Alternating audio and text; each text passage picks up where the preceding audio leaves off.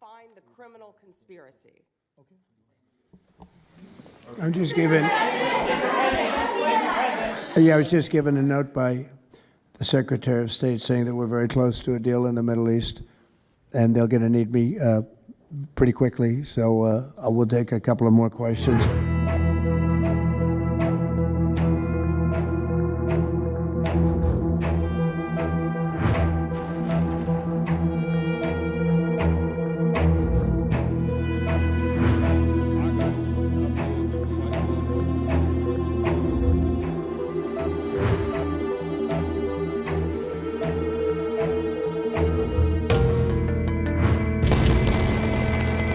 After 2 long years of war in Gaza, the guns have fallen silent.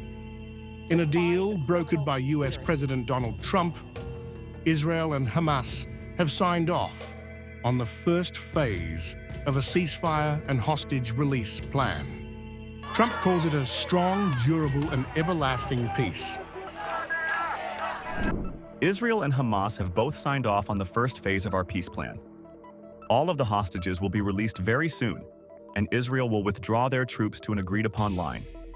This is a great day for the world, a historic victory and the first steps toward peace in the Middle East.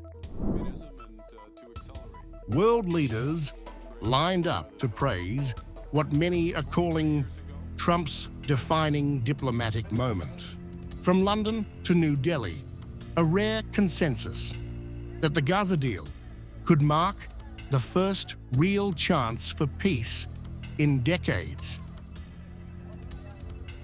This is a moment of profound relief that we felt around the world, but particularly for the hostages, their families, and for the civilian population of Gaza, who have all endured unimaginable suffering over the last 2 years. I'm grateful for the tireless diplomatic efforts of Egypt, Qatar, Turkey, the United States, and many others in securing this crucial first step. This agreement must now be implemented in full, without delay, and be accompanied by the immediate lifting of all restrictions on life-saving humanitarian aid to Gaza. In today's meeting, we shared views on peace and stability in the Indo-Pacific, West Asia, and the ongoing conflict in Ukraine. On the Ukraine conflict and Gaza issue, India supports all efforts to restore peace through dialogue and diplomacy. We are fully committed to enhancing maritime security cooperation in the Indo-Pacific region. Even the United Nations and European Union, usually cautious about Washington-led peace efforts, have rallied behind Trump's initiative. I welcome the announcement of an agreement to secure a ceasefire and hostage release in Gaza, based on the proposal put forward by President Donald J. Trump. The fighting must stop, once and for all. The suffering must end. The EU commits to supporting humanitarian aid, recovery, and reconstruction in Gaza as a stepping stone to lasting stability. Israel's reaction, however, is split. Prime Minister Benjamin Netanyahu called it a national victory, but his far-right coalition partners see surrender. A great day for Israel. This is a critical turning point, a diplomatic success and a national and moral victory for Israel. I thank President Trump and his team from the bottom of my heart for their unwavering commitment. U.S. President Donald Trump's incredible leadership in the Gaza ceasefire negotiations has left no doubt that he deserves the Nobel Peace Prize. But hardliners are furious.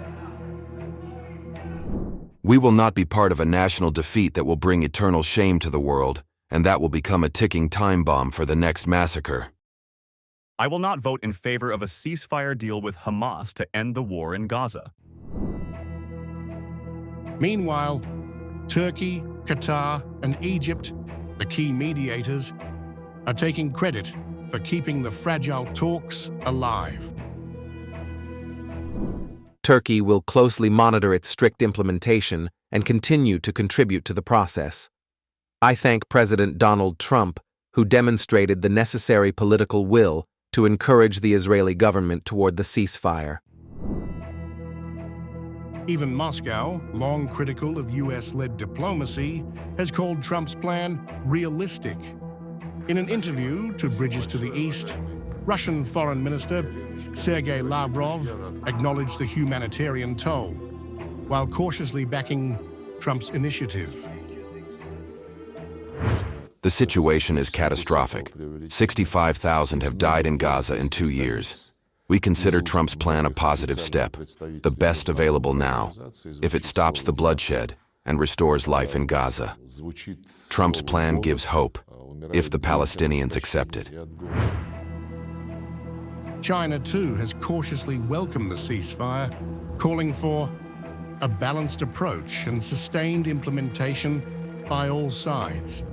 Beijing's statement emphasizes the need for humanitarian guarantees and a return to negotiations for a permanent two-state solution. China hopes to achieve a permanent and comprehensive ceasefire in Kyrgyzstan as soon as possible, to effectively alleviate the humanitarian crisis and ease the tension in the region. China advocates the principle of 8 people to 8 and promotes the implementation of the two-state plan. We are willing to work with the international community to solve the Palestinian issue in a timely, comprehensive and fair way, and to promote peace and stability in the Middle East region. Across Europe, leaders from France, Germany, Italy, Spain, and Australia echoed cautious optimism, praising the US effort while urging follow-through. The release of all hostages and a ceasefire in Gaza are within reach. France welcomes this agreement and urges its immediate and full implementation. This plan represents the best chance for peace in Gaza after years of unimaginable suffering. This is an extraordinary opportunity to end the conflict and begin reconstruction in Gaza. Italy thanks President Trump and the mediators for their tireless efforts. But in Gaza, Hamas declared the deal a victory, claiming its steadfast resistance forced Israel to withdraw. We confirm that we have reached an agreement to end the war, including an Israeli withdrawal from the enclave and a hostage prisoner exchange. The sacrifices of our people will not be in vain. And in Ramallah, the Palestinian authorities, Mahmoud Abbas, cautiously welcomed the accord, calling it a step towards statehood. We welcome this agreement as a step toward a lasting political solution and the establishment of a Palestinian state.